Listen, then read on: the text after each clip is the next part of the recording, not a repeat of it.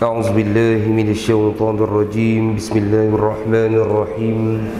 إلى حضرة النبي المصطفى رسول الله صلى الله عليه وسلم كل الصحابة والقرابة والتابعين لهم بإحسان إلى يوم الدين وإلى روح أرواح آبائنا وأمهاتنا ولأجدادنا ولجداتنا ولمشايخنا ولأصحابنا ولقرابتنا ولجميع المسلمين والمسلمات والمؤمنين والمؤمنات برحمتك يا أرحم الراحمين. شيء لله لهم الفاتحة.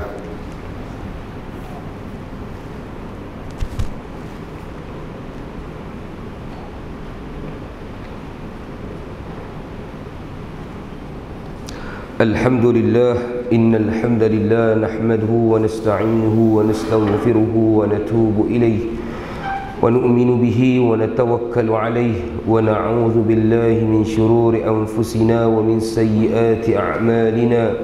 من يهده الله فلا مضل له ومن يضلله فلا هادي له. أشهد أن لا إله إلا الله وحده لا شريك له وأشهد أن محمدا عبده ورسوله. اللهم صل وسلم وبارك على سيدنا محمد وعلى آل محمد. Amma ba'du. Hadirin hadirat yang dirahmati Allah, Assalamualaikum warahmatullahi ta'ala wabarakatuh. Menyambung bacaan kitab Mukasyafatul Qulub pada muka surat 15 dengan tajuk Taubat. Muka surat 15 dengan tajuk Taubat. InsyaAllah nanti saya ulas bab takut tu.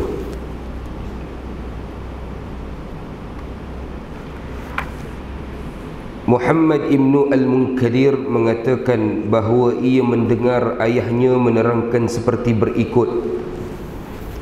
Ketika Sufyan As-Sawri sedang bertawaf, tiba-tiba ia melihat seorang lelaki yang tidak mengangkat dan menampakkan kakinya, melainkan ia berselawat kepada baginda sallallahu alaihi wasallam.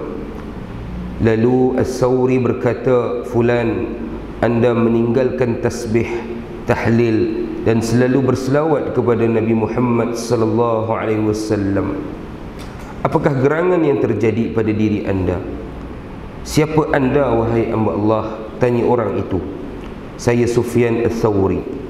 Lalu orang itu berkata, "Kalaulah anda bukan seorang yang zuhud dan terpandang, saya tidak akan memberitahukan kepada anda tentang saya dan tidak akan membuka rahsia saya." Seterusnya orang itu berkata, "Saya dan ayah pergi ke haji ke Baitullah. Ketika saya tiba di manazil, ayah saya jatuh sakit. Saya pun mengurusnya hingga meninggal dunia dengan wajah menghitam. Lalu saya mengucapkan inna lillahi wa inna ilaihi raji'un. Saya tutup wajahnya kerana matanya selalu menatap saya. Kemudian saya tidur dalam kesedihan. Dalam tidur itu saya bermimpi melihat seorang lelaki dengan wajah paling tampan yang pernah saya lihat. Berpakaian sangat bersih dan menyebarkan bau yang sangat harum. Ia melangkah hingga mendekati bapa saya, lalu menyingkap kain yang menutupi wajahnya. Ia mengusap wajah ayah saya yang hitam hingga berubah menjadi putih. Kemudian ia kembali. Akan tetapi saya menarik bajunya dan bertanya, 'Wahai hamba Allah, siapakah anda yang telah diutus oleh Allah Subhanahu wa ta'ala kepada ayah saya di tanah yang asing ini?' Ia menjawab, 'Tidakkah engkau mengenalku? Akulah Muhammad ibni Abdullah, pembawa Al-Quran. Sementara ayahmu telah menzalimi dirinya, tetapi ia banyak berselawat kepadaku. Aku penolong orang-orang yang banyak berselawat kepadaku.'" Okey, kita berhenti setakat ni dulu tuan-tuan. Setakat cerita tu dulu. Tuan-tuan dirahmati Allah Subhanahu wa ta'ala, berkenaan dengan taubat ini tuan-tuan dirahmati Allah, kalau bulan puasa tuan-tuan, ada satu doa yang tidak asing bagi kita. Doa yang kita sering kali baca pada tiap-tiap kali rakaat yang keempat.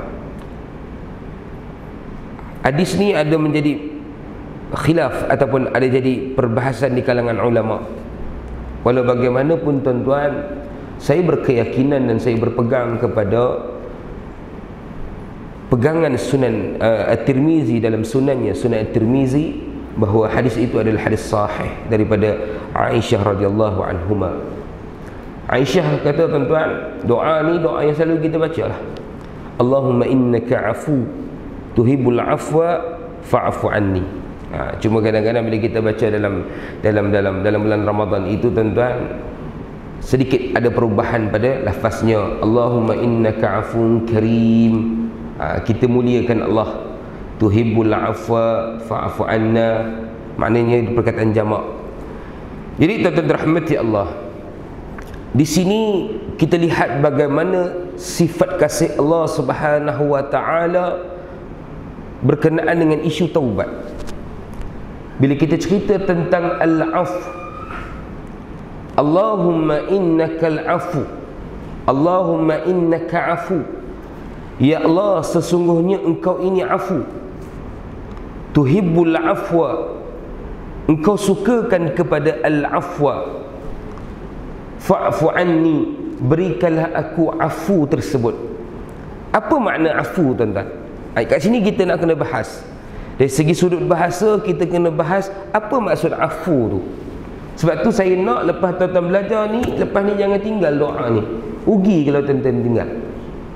Doa ini setara dengan doa yang kita selalu baca. Rabbana atina fid dunya hasanah wa fil akhirati hasanah wa qina azabannar. Kita minta selamat dunia dan akhirat. Kita minta selamat dunia dan akhirat. Jadi tuan-tuan yang dirahmati Allah Subhanahu wa taala, bila kita nak minta selamat dunia dan akhirat ini, tuan-tuan yang dirahmati Allah,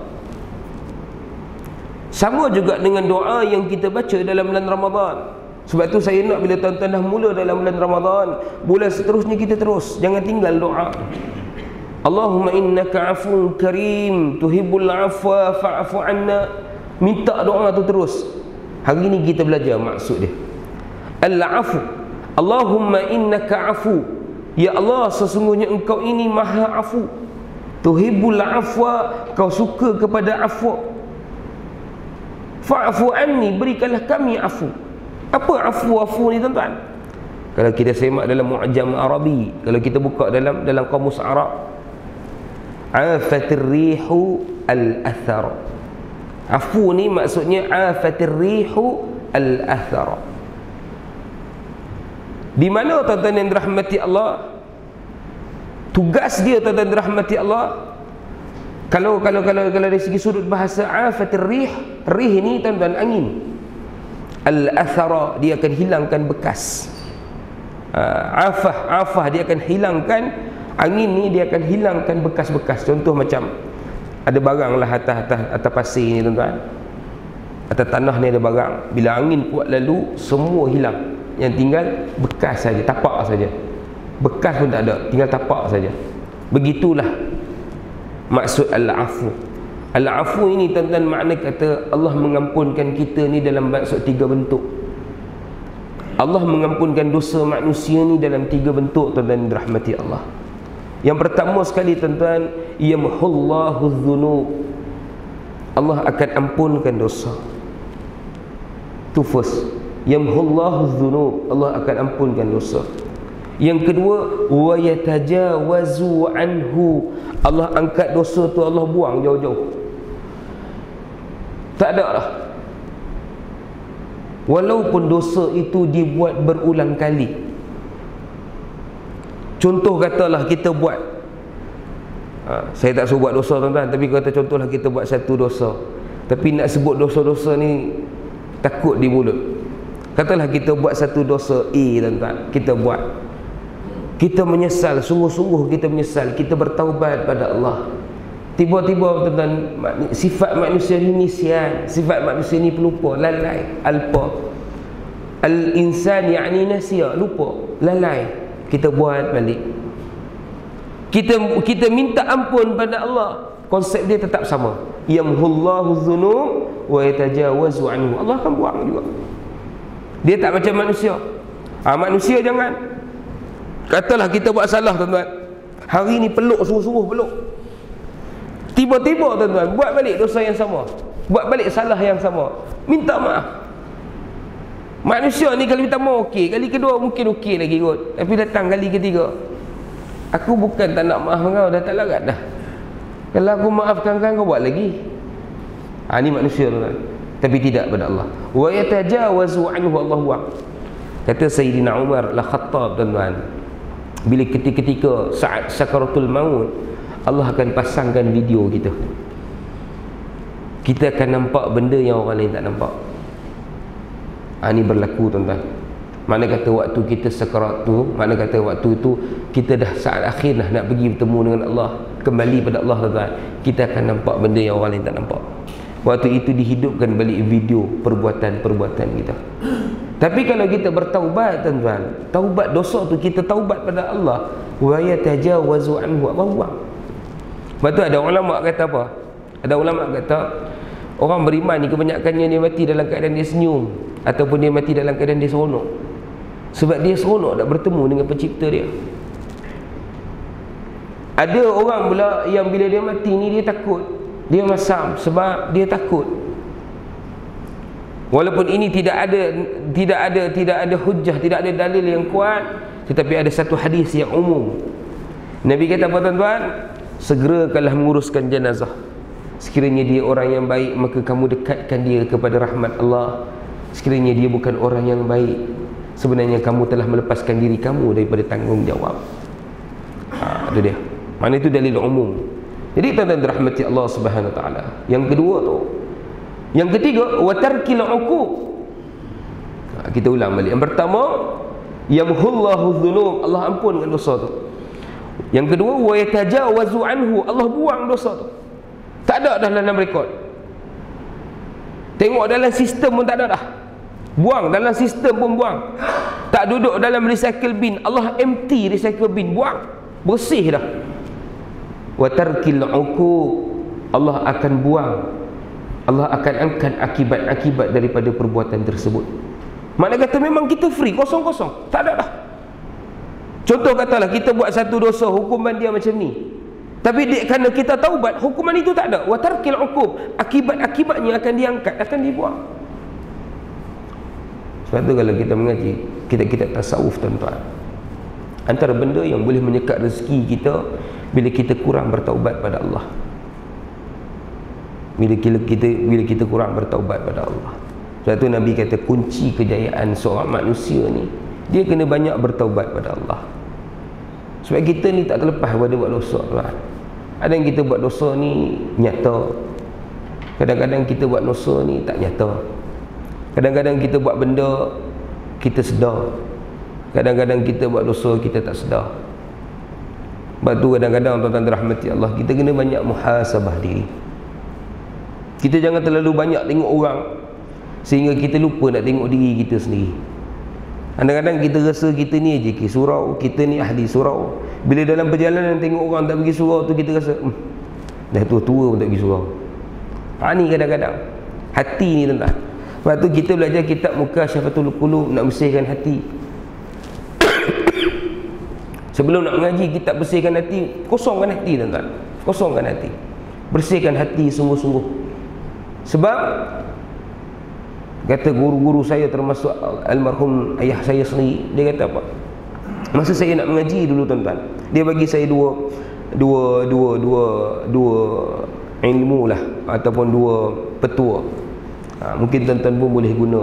Lebih-lebih lagi yang dah berusia ni, yang dah berumur ni. Kalau yang dah berusia ni, tuan-tuan mengaji kitab atau tuan-tuan mengaji Quran, tuan-tuan dah mula menghafal sikit-sikit ni kan, tuan-tuan tak nak lupa. Habis sembahyang duduk sekejap, habis sembahyang duduk sekejap, tuan-tuan pegang atas kepala tuan-tuan, baca ayat sanuqri'uka fala tansa, sanuqri'uka fala tansa, baca 7 kali dalam surah Al-A'la, sanuqri'uka fala tansa. Ada hadis Nabi, tuan-tuan. Ni bukan amalan para guru, ada hadis Nabi. Dia kuatkan ingatan. Dia kuatkan ingatan, tuan-tuan rahmati Allah. Yang kedua, tuan-tuan, kalau nak mengingatkan ni, tuan-tuan rahmati Allah, jangan suka membaca benda yang ada, jangan suka membaca yang apa yang ada pada nisan ataupun apa yang ada pada tanah perkuburan. Kadang-kadang kita pergi lalu kubur, tuan-tuan, batu nisan tu kan, Kita pergi tempat yang kita nak. Kalau kita baca semata-mata kita nak mencari, tak apa. Ada setengah orang ni suka, ni mati tahun bila, ni mati tahun bila. Baca nisan. Dia dapat mengkaburkan ingatan kita, tuan-tuan rahmati Allah. Dia tuan-tuan rahmati Allah Subhanahu Wa Taala. Kita ni lemah. Bila kita ni bersifat lemah, bila kita ni bersifat lalai, tuan-tuan, kadang-kadang hati kita ni, tuan-tuan rahmati Allah, tak tetap. Bila hati kita ni tak tetap, kadang-kadang kita baik, kadang-kadang kita tak baik.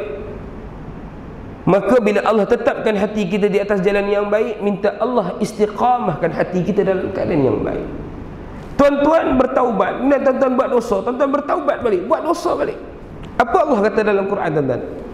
La taqnutu min rahmatillah. Jangan sesekali putus rahmat daripada Allah. Kita ni jangan putus hubungan dengan Allah. Fedak lah, asyik nak taubat dah. Biar dululah, nanti taubat. Tak. La taqnutu min rahmatillah. Dia kata kita buat salah tu, tuan-tuan, taubat waktu tu juga. Kadang-kadang bila kita duduk dalam keadaan jalan yang baik ini, Allah uji kita macam-macam. Seorang sahabat saya, tuan-tuan, dia buat satu program ajar orang kampung dia, orang tempat dia. Dia ni orang, nak kata asli pun lebih kurang macam tu lah. Orang asal lah, orang asal. Sebut orang asli ni orang tak berapa suka, orang asal. Di kalangan ahli kampung dia ni, Allah berikan dia kebijaksanaan, ngaji tinggi. Tapi atas inisiatif peribadi dia, tuan-tuan, dia kumpul dana dalam ceramah dan sebagainya, buat tempat mengaji Quran secara percuma untuk orang kampung dia. Jadi seminggu 2 kali dia akan mengajar. Jadi dalam bila dia buat tu, ramailah yang peluk Islam dan sebagainya. Baru jalan 2-3 bulan, tuan-tuan rahmati Allah, Allah uji, tuan-tuan, terbakar tempat dia tu. Ni kadang-kadang bila kita buat sesuatu benda yang baik, Allah uji kita. Dulu bila kita hidup lara, tuan-tuan, senang, duit masuk kejap, projek semua senang. Maklumlah waktu tu bagi rasuah ke, kita tak ada rasa dosa, kita tak ada rasa salah. Tapi bila kita dah nampak jalan yang betul ni, tuan-tuan, kalau nak senang macam biasa, tuan-tuan, saya dulu kalau biasa kot, sekarang ni saya susah. Bila kita tak bagi, kita tak dapat. Allah uji kita. Bila kita tak bagi tu, kita tak dapat. Kita nampak jalan kita sekarang ni macam dah tak berapa nak kena dah. Makin kita nak buat baik, makin susah. Allah tak. Jadi kadang-kadang, tuan-tuan, bila dah kena macam ni, bila diuji begitu, tuan-tuan rahmati Allah, boom, kita balik tempat lama. Sebab tu kadang-kadang, tuan-tuan, semakin tinggi, semakin dekat kita pada Allah Subhanahu Wa Taala, semakin tinggi ujian kita. Hari ini kita tak kena ujian seperti mana para Nabi. Tak. Nabi, tuan-tuan, duduk dalam perut dah jadi yatim. Keluar-keluar piatu, tuan-tuan. Tak lama lepas keluar piatu, duduk menyusu dengan mak sekejap je, tuan-tuan rahmati Allah. Kemudian menyusu dengan orang lain, mak pula mati. Hidup dalam keadaan terumbang-ambing, dibela oleh datuk, rasa selamat sikit, pum datuk pula meninggal. Dibela oleh pak saudara digugat dan sebagainya, pak saudara pula meninggal. Isteri yang kuat bagi sumbangan, isteri pula meninggal. Nak minta sumbangan isteri kan senang, tuan-tuan, daripada minta sumbangan orang lain. Minta sumbangan orang lain ni payah sikit. Nak kena dengan bahasa dan gayanya. Orang simpati orang bagilah, orang tak simpati orang tak bagi. Kalau orang rumah kan senang. Ni peti cash kat rumah, meninggal dunia, tuan-tuan, Allah uji lagi. Pergi ke Taif, konon-kononnya nak menumpang kasih, orang Taif pula baling batu, berdarah Nabi. Allah uji dia dengan ujian yang sangat besar. Kita tengok bagaimana Nabi Yusuf AS, kecil-kecil lagi, tuan-tuan, adik-beradik menyempah buang dalam perigi. Duduk di Palestin, campak dalam perigi, tuan-tuan. Peniaga jumpa, bawa lari pergi Mesir, jual di pasar Mesir. Jual di pasar Mesir, tuan-tuan. Jual di pasar Mesir. Duduk dengan ibu bapa angkat. Duduk dengan ibu bapa angkat pula, mak angkat pula sendiri, tuan-tuan, nak goda dia. Pum, masuk penjara. Allah Rabbi, Allah uji. Kecil-kecil lagi berpisah dengan keluarga, duduk dalam keadaan berdagang, tuan-tuan. Kita ni tuan-tuan, kadang-kadang Allah uji sedikit dengan kesulitan dan kesusahan. Kadang-kadang hati kita tak boleh istiqamah dengan kebaikan. Jadi tuan-tuan rahmati Allah Subhanahu Wa Taala. Sebab tu bila tuan-tuan tengok perkataan al-af, kita balik pada perkataan al-af. Al-af ni tuan-tuan, dia boleh pergi juga kepada keampunan. Dia boleh juga pergi kepada kekayaan. Dia ada dua.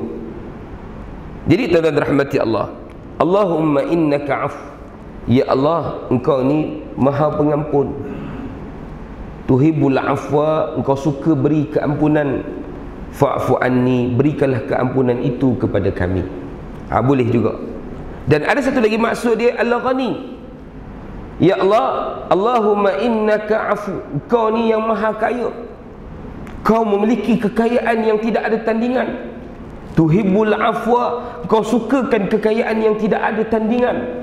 Fa'fu anni, berikanlah kekayaan yang tidak ada tandingan itu pada kami. Akan hebat tuan-tuan, dua dalam satu. Kita minta keampunan, tapi dalam masa yang sama kita juga minta kekayaan. Tak salah minta kaya tuan-tuan. Yang salah kaya lupa diri. Yang tu salah. Kaya tak salah. Ada orang tanya saya, dia beli kereta mewah.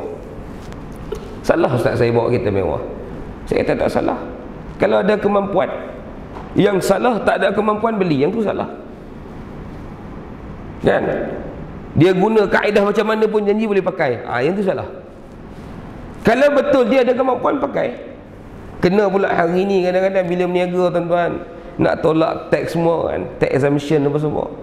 Semua nak kena beli kereta dan sebagainya. Tak salah. Kalau tuan-tuan ada kemampuan pakai.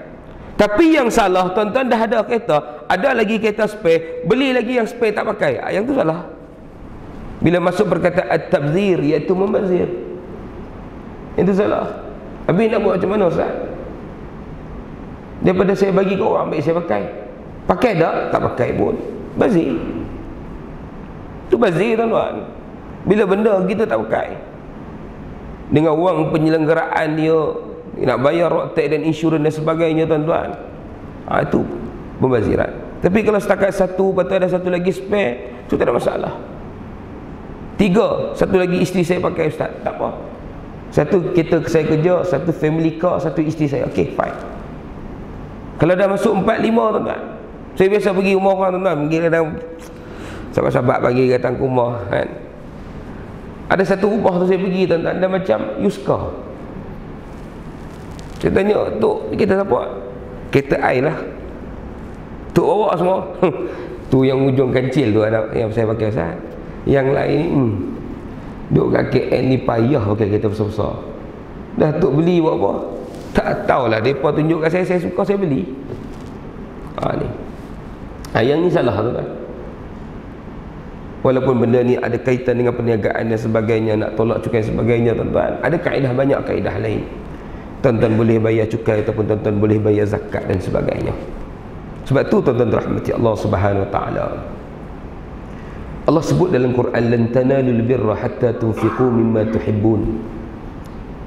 Sampai satu peringkat barulah dapat ada rasa kemanisan iman tu tuan-tuan, bila kita bagi benda yang kita sayang. Benda yang kita sayang tuan-tuan. Benda yang kita sayang ni contohlah duit. Dalam poket kita ni tuan-tuan ada 50 dengan RM5. Lalu tabung masjid, yang mana satu kita masukkan? Lalu tabung masjid yang mana kita masukkan tuan-tuan? Dia sampai satu peringkat tuan-tuan, kita boleh masukkan benda yang kita sayang. Dah ustaz, saya sayang yang RM5. Sebab tu saya masukkan RM5. Sungguh ustaz, saya sayang RM5. 50 ni tak berapa nak sayang. Lidah boleh cakap tuan-tuan, hati siapa tahu. Sebab tu kita mengaji kitab muka Syafatul Qulub, kita nak bersihkan hati. Tuan-tuan rahmati Allah Subhanahu Wa Taala. Begitulah perihal doa yang diajarkan oleh Aisyah radhiyallahu anha. Jadi tuan-tuan rahmati Allah, kita tengok balik pada cerita yang kita bacakan sebentar tadi. Cerita panjang ni. Cerita panjang ni cerita pertemuan antara Sufyan As-Sawri dengan seorang, ketika mana menunaikan ibadah haji tuan-tuan. Dia cerita bapak dia mati dalam keadaan yang menakutkan. Ada tuan-tuan, ada sepanjang pengalaman saya menguruskan jenazah, ada jenazah yang kadang-kadang Allah tunjuk keburukan dia tu, Allah tunjuk. Sebab tu tuan-tuan, saya merayu sungguh-sungguh, tuan-tuan belajarlah, belajar ilmu pengurusan jenazah.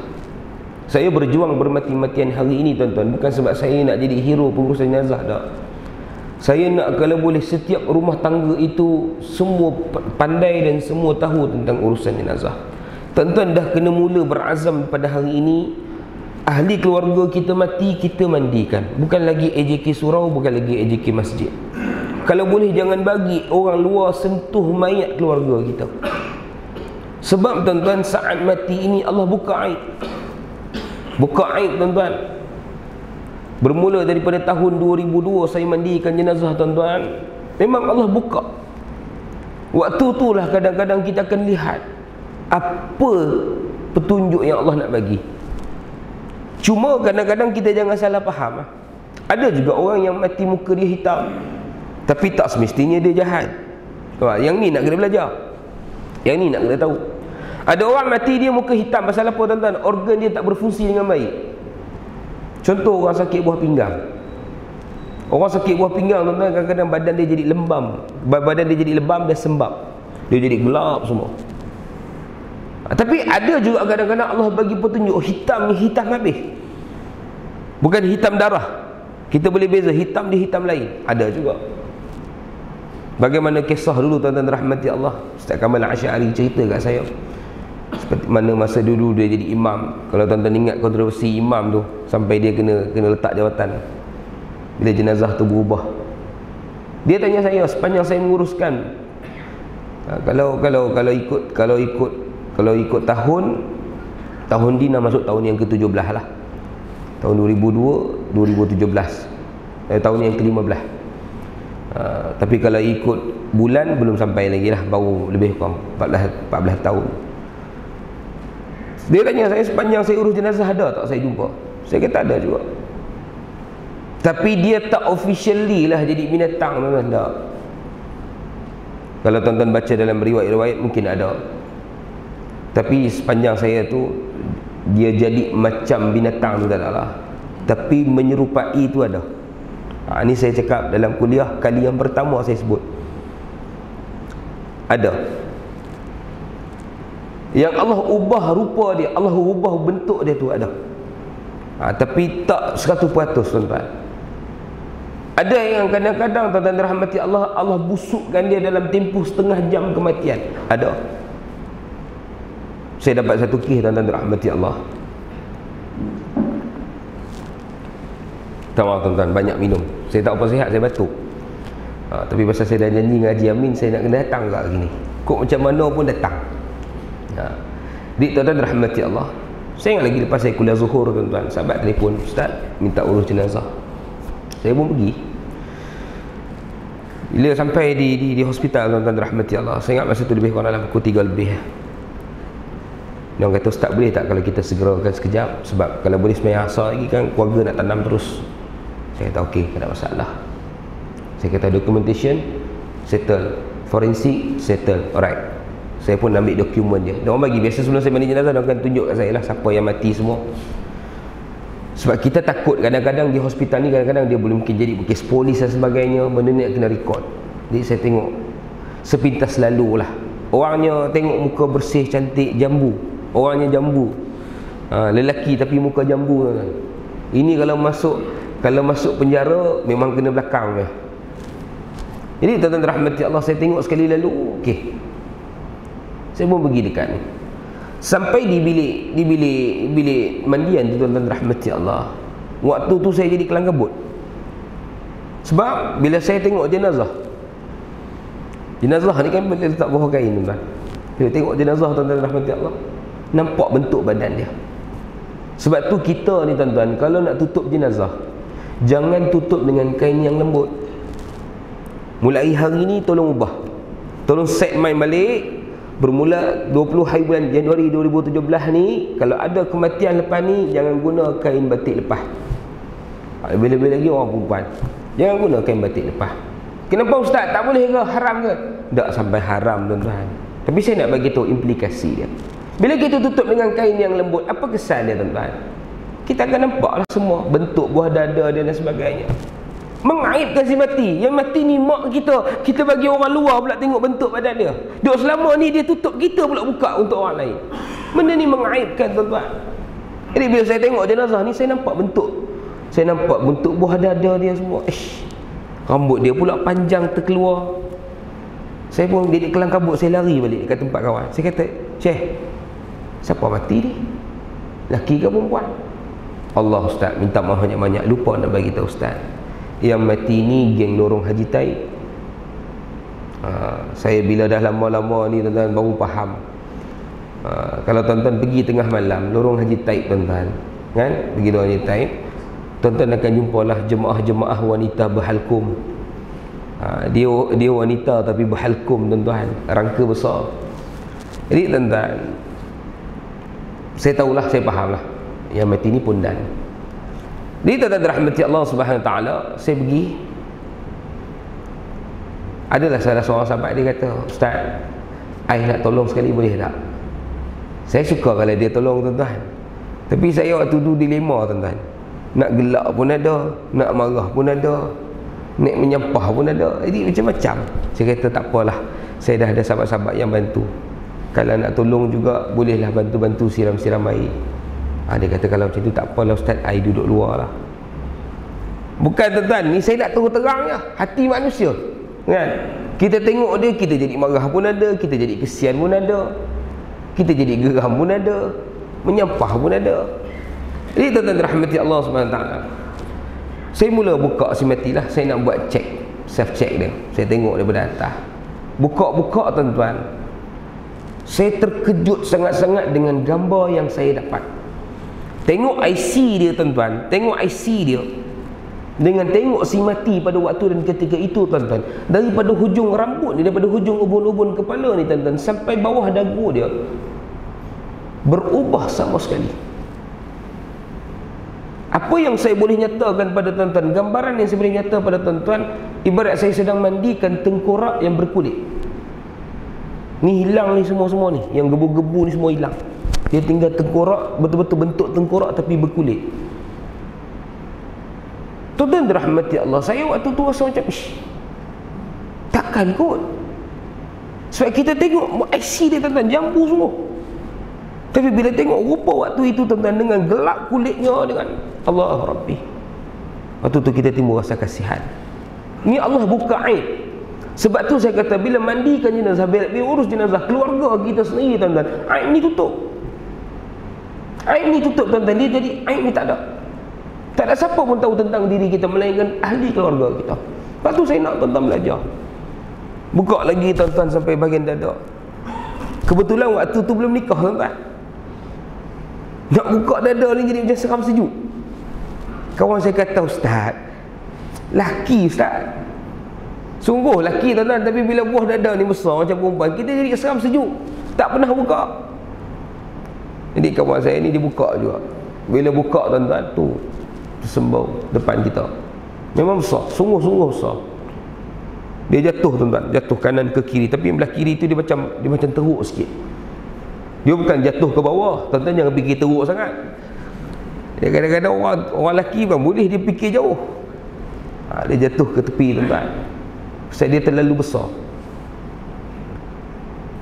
Saya tengok tepi tu jadi teruk. Saya tanyalah doktor yang ada di situ. Saya kata, "Kenapa doktor?" "Saya duk rasa lah Ustaz, dia ni waktu hidup dia ni mungkin dia over silikon. Mula-mula dia nampak letak sikit, dia nampak tak berapa cantik, dia pergi tambah lagi. Kadang-kadang benda-benda kesan-kesan dia kadang-kadang pecah dan sebagainya. Pecah dan rosak dan sebagainya benda ni. Sebab benda tak ori ni memang macam ni, tuan-tuan. Barang, orang kata apa, barang lokal, barang China kan, dia cepat jahanam.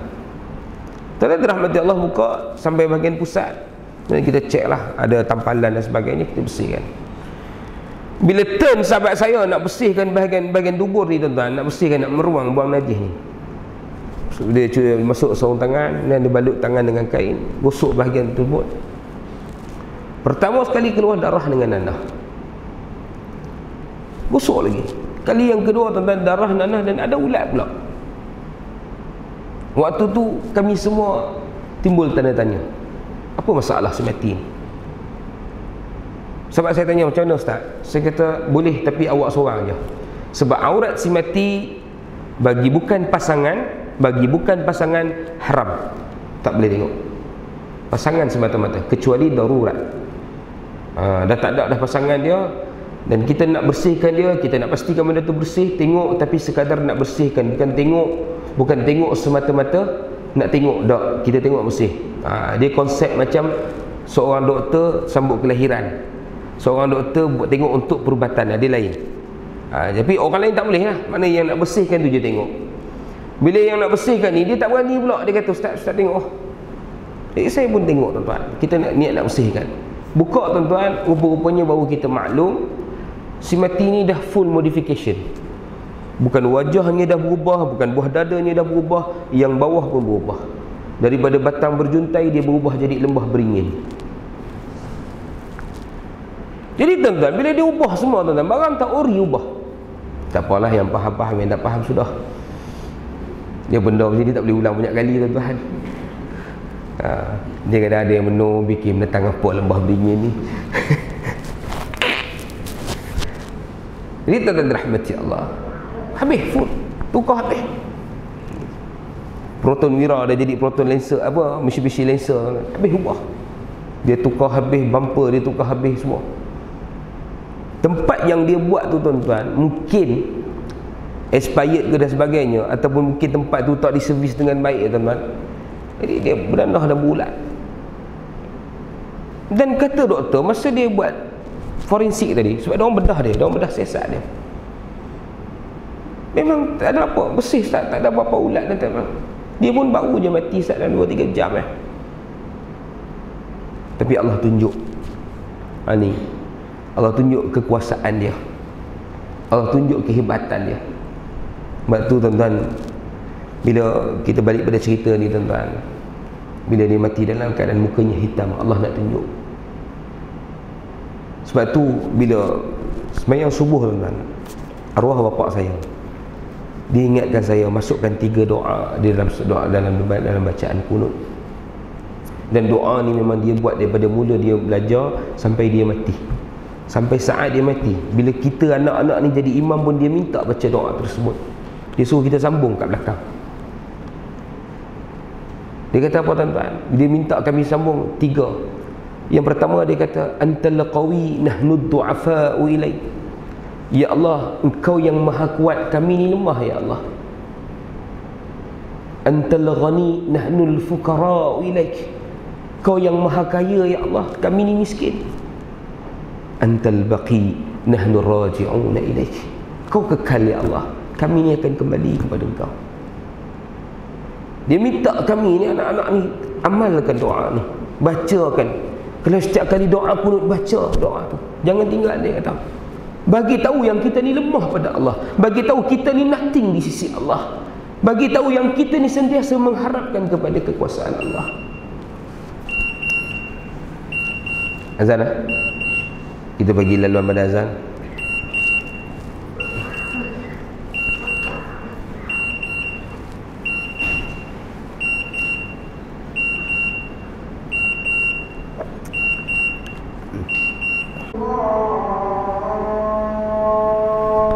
La ilaha illallah Muhammad Rasulullah. Allahumma rabb hadhihi da'wati tammati wa salati al-qa'im ati Muhammadin wasilata wal fadila wal syarafa wa la sila.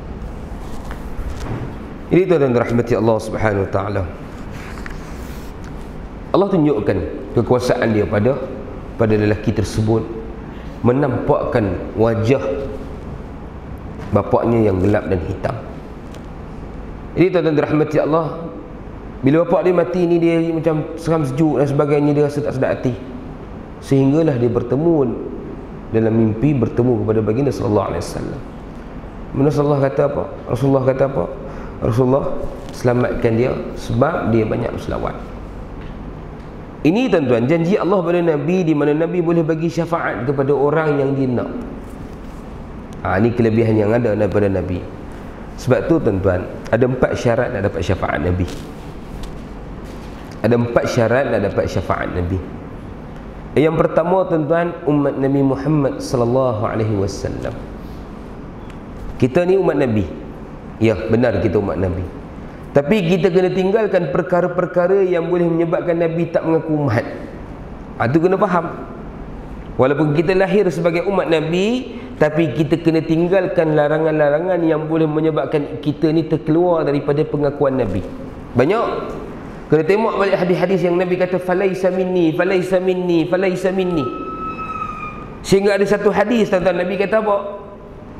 Bukan di kalangan umat aku bagi seseorang ini yang hati jirannya sakit kerana dia, ataupun hati jiran dia ni tak tenang kerana dia. Nabi kata bukan kalangan aku. Sampai tahu tu tuan-tuan. Sebab tu nak dapat syarat nak dapat syafaat Nabi, yang pertama umat Nabi Muhammad sallallahu alaihi wasallam. Tapi dia kena tinggalkan larangan-larangan yang boleh menyebabkan dia terkeluar daripada di kalangan umat Nabi Muhammad sallallahu alaihi wasallam. Yang kedua, dosa yang menyebabkan masuk neraka itu tidak terlalu banyak. Dia ada dosa, dan dia ni termasuk dalam calon-calon yang masuk ke dalam neraka. Tetapi dosa itu boleh diimbangi dengan perbuatan-perbuatan baik yang dia lakukan. Sebab ini tuan-tuan, Allah sebut dalam Quran, faman ya'mal mithqala dzarratin khairan yarah wa man ya'mal mithqala dzarratin syarran yarah. Kedua-duanya akan dikira. Kita buat baik pun Allah kira, kita buat yang tak baik pun Allah kira. Kita buat betul pun Allah kira, kita buat tak betul pun Allah kira. Dalam satu perjalanan tuan-tuan, kita buang sampah daripada kereta, Allah kira, walaupun sekecil buang sampah. Kita berhentikan kereta sebab kita menghormati ada hayawan, ada kucing yang nak melintas, Allah kira juga kebaikan tersebut. Dalam perjalanan kita horn tak kena gaya saja je nak horn, sakit hati orang, Allah kira dosa tu walaupun sekecil zarah. Dalam perjalanan tuan-tuan rahmati Allah, kita memperlahankan kenderaan demi nak benarkan orang lain pula jalan, Allah kira kebaikan tersebut. Tu nak dalam satu jalan tu pun Allah kira baik dan buruk, baik dan buruk.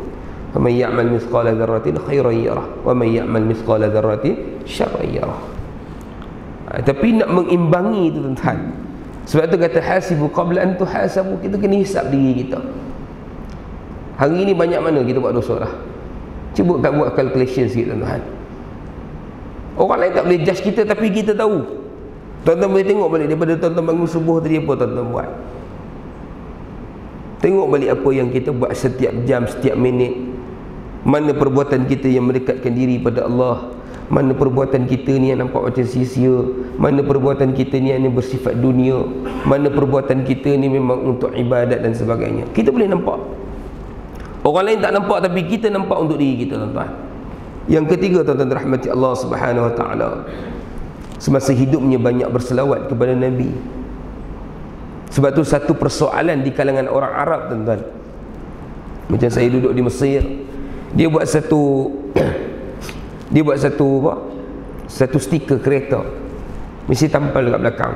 Jadi bila kita bawa kereta kat belakang, kita tengok, ianya mengingatkan kita. Sebab tu tuan-tuan nak tampal benda-benda kat belakang kereta. Saya suka kalau tuan-tuan tampal benda-benda yang boleh memberi peringatan, walaupun sekecil. Benda tu kecil tuan-tuan. Hal sallaita 'ala nabi al-yawm, adakah engkau dah selawat pada Nabi hari ini? Kita pun terus sallallahu alaihi wasallam, Allahumma salli ala sayyidina Muhammad. Secara tak langsung benda tu. Jadi kat belakang ni tuan-tuan, jangan tampal benda pelik-pelik. Macam tuan-tuan pakai t-shirt pun kan, adakah anda menyokong Islam? Sekurang-kurangnya Islam pegangan kami, Quran panduan kami, cukup. Tak payah nak pelik-pelik tuan-tuan.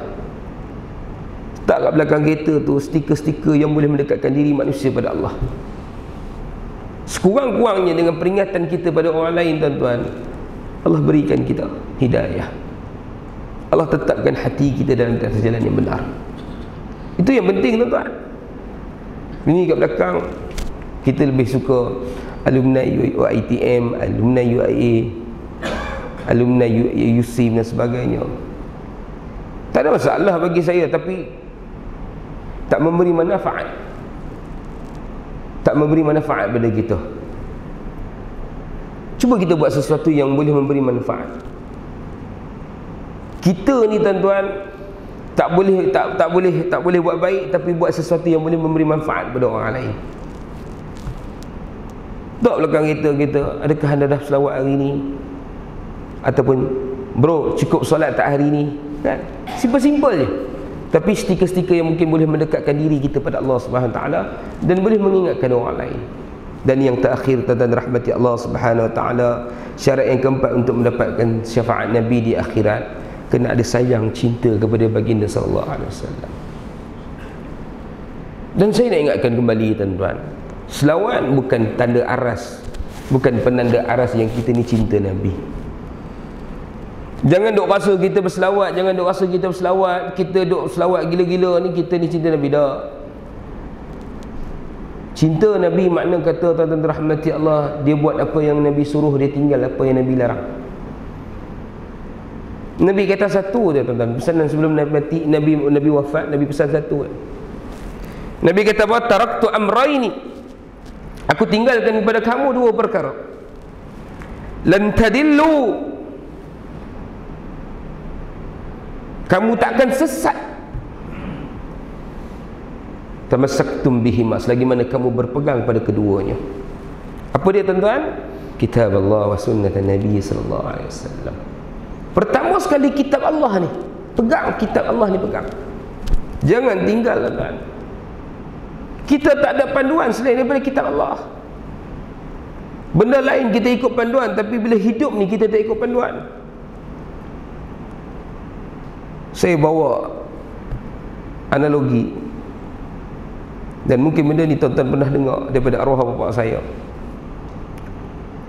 Bila kita beli sesuatu tuan-tuan, kita diberikan panduan. Contoh tuan-tuan beli kereta, ya, tuan-tuan beli kereta. Tuan-tuan beli kereta baru, salesman kata, bang, ni dalam dashboard ni ada apa? Ada dua buku. Satu manual user guide, buku panduan pengguna, buku manual panduan. Yang kedua buku servis. Cukup masa kena servis kereta baru 1,000, 3,000, 5,000, 10,000 dan so on. Satu lagi buku manual. Buku manual ni akan cerita pada tuan-tuan bagaimana tuan-tuan nak gunakan kereta ni. Walaupun kereta tu hak milik tuan-tuan mutlak, tuan-tuan yang beli, tuan-tuan yang bayar bulan-bulan, tuan-tuan yang kena ikat perjanjian dengan bank, semua tuan-tuan, kereta tu hak milik tuan-tuan. Tapi walaupun milik tuan-tuan, nak guna kereta tu, tuan-tuan kena berbalik kepada apa yang diajarkan oleh pemilik pencipta kereta. Pencipta kereta kata apa tuan-tuan? Contoh kereta manual, bila cukup beberapa RPM kena tukar gear. 1, pergi 2, pergi 3, pergi 4, pergi 5. Nak ke belakang, tekan reverse. Kita ni tuan-tuan ego. Kadang-kadang kita ikut, kadang-kadang kita tak ikut. Hari tu kita rasa kita tak nak ikut. Start kereta daripada Tusen on, nak balik ke Kelantan, masuk gear 1, kita tak nak lepas. Sebab hati kita, hati kecil kita kata, kereta ni kereta aku punya suka. Aku yang berhak atas kereta ni, tak ada siapa boleh lawan. Kita masuk gear 1 sampai ke sudah tuan-tuan. Sampai Kelantan tak? Tak tuan-tuan. Belum sampai tol Gombak dah meletup gearbox. Mengaum-ngaum dia tuan-tuan. Keluar dekat Grand Saga punya lebuh raya pun dah mengaum dah. Orang pun pelik, pasal apa kereta ni berbunyi? Rupa-rupa dia masuk gear 1 tak tukar-tukar tuan-tuan. Dia duk ingat rosak 1 boleh tukar 2. Tak, dia tak jadi gitu tuan-tuan. Dia jadi jahanam gearbox. Nampak tuan-tuan, kereta ni kereta kita, tapi nak guna kereta tu kena balik kepada pencipta. Begitu juga manusia. Kita memang hak kita tuan-tuan. Diri kita, badan kita, tangan kita, jari kita, duit kita, harta kita. Tapi nak guna semua ni tuan-tuan, kena balik kepada pencipta kita. Allah dah tetapkan hadza halal wa hadza haram. Ni boleh buat, yang ni tak boleh buat. Benda ni kena lakukan, benda ni jangan lakukan. Allah sebut dah dalam Quran. Nak masuk Islam syahadah. Nak sihat tubuh badan, tuan-tuan rahmati Allah, kena solat. Sebab dalam solat itu ada senaman yang tersirat. Nak bersihkan perut, tuan-tuan rahmati Allah, kena puasa. Setahun kita makan, sebulan Allah suruh kita puasa. Sebab nak bersihkan perut kita. Nak bersihkan harta kita, Allah suruh keluarkan zakat. Nak tahu pengorbanan, nak rasa pengorbanan, pergi tunai haji. Allah sebut dah satu-satu Al-Quran. Nak betulkan hidup manusia, kena kembali kepada peraturan Allah. Tak boleh ikut peraturan manusia, kena ikut hukum Allah. Allah sebut dah hukum Allah. Manusia ni barang ciptaan Allah, sebab tu kena balik kepada hukum Allah. Tak boleh ikut akal kita. Ada pula orang tak sokong poligami. Tuan-tuan, tak sokong poligami tak apa, tak ada masalah. Saya anak orang yang kahwin poligami, tapi orang tanya saya buat poligami, saya pun tak apa setuju. Walaupun saya anak orang yang berpoligami. Kalau tuan-tuan tanya saya dalam majlis ilmu, saya pun tak setuju dalam berpoligami. Sebab saya ada pandangan saya yang tersendiri. Pandangan saya, Nabi tak berpoligami selagi mana dia dengan Khadijah. Dah tak ada Khadijah baru dia berpoligami. Itu pandangan peribadi saya. Tapi benda yang Allah halalkan dalam Quran, jangan kita tolak. Itu salah kita. Benda yang Allah halalkan dalam Quran, jangan kita tolak. Ada satu benda kita setuju, tapi benda yang Allah haramkan, jangan pula kita halalkan. Ini masalah. Sebab tu apa-apa pun kita kena kembali kepada apa yang Allah catat dalam Al-Quran. Benda tak ada dalam Quran, kita pergi pada sunnah Nabi SAW. Pergi merujuk pada hadis Nabi. Baru kaedah tu betul, teman. Kalau nanti kita kesesat. Sebab tu tuan-tuan rahmati Allah Subhanahu Wa Taala. Kalau kita tengok balik pada cerita ni, tuan-tuan, dia orang yang bakal dimasuk ataupun dicampak ke dalam neraka. Tapi dek kerana mendapat syafaat daripada baginda sallallahu alaihi wasallam, tuan-tuan rahmati Allah, dia dimasukkan ke dalam syurga di atas keberkatan syafaat Nabi Muhammad sallallahu alaihi wasallam.